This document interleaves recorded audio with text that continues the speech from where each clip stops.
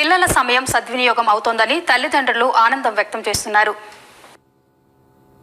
Lockdown వల్ల విద్యా సంస్థలు మూతపడ్డాయి. ఇప్పటికీ ఇంటర్ పరీక్షలు మాత్రమే పూర్తయ్యాయి. 10వ తరగతి పరీక్షలు ఎప్పుడు నిర్వహిస్తారో తెలియని సందిగ్ధత నెలకొంది. విద్యార్థులు పాఠశాలలకు వెళ్లే పరిస్థితి ఇప్పుడప్పుడే కనిపించడం లేదు. సిబిఎస్ఈ సిలబస్ ఉండే పాఠశాలల్లో విద్యా సంవత్సరం ఏప్రిల్ మొదటి వారంలోనే ప్రారంభమవుతుంది.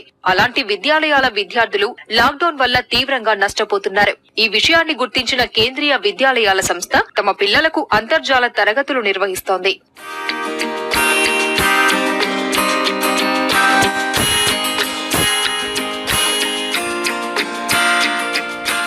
కేంద్రీయ విద్యాలయం విజయవాడ 1వ శాఖ ఇప్పటికే ఆన్లైన్ తరగతులు బోధిస్తోంది.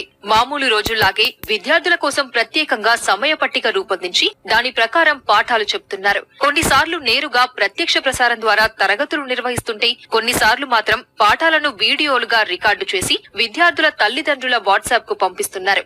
విద్యార్థులు తమ సందేహాలను మళ్లీ ఆడియో రూపంలో రికార్డు చేసి పంపితే ఉపాధ్యాయులు తర్వాతి రోజు నివృత్తి చేస్తారు.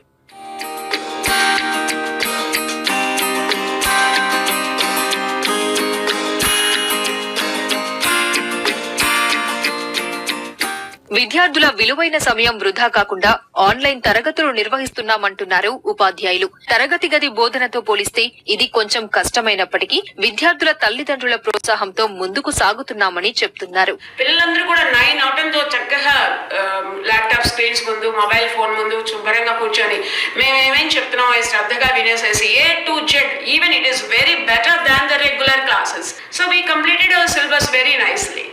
సో మాకేమీ భయం లేదు. Even if the lockdown goes on extend also we don't have any fear. Online తరగతుల పట్ల విద్యార్థులు ఆసక్తి కనబరుస్తున్నారు. పిల్లల సమయం వృధా చేసుకోకుండా ఉపయుక్తంగా ఉందని తల్లిదండ్రులు హర్షం వ్యక్తం చేస్తున్నారు. ఈ ఆన్లైన్ క్లాసెస్ మాకు ఎలా చెప్తున్నారంటే ఒక టెక్స్ట్ PDF ద్వారానో లేదా ఒక వీడియో ద్వారానో మాకు క్లాసెస్ చెప్పి మళ్ళీ పర్టికులర్ టైం ఇచ్చి డౌట్స్ క్లియర్ చేసుకోవడానికి ఇలా టైం ఇచ్చి క్లియర్ చేస్తారు. మళ్ళీ మాకు వీక్లీ మాక్ టెస్ట్ అని ఉంటాయి. మళ్ళీ మంత్ ఎండింగ్ టెస్ట్ ఉంటాయి.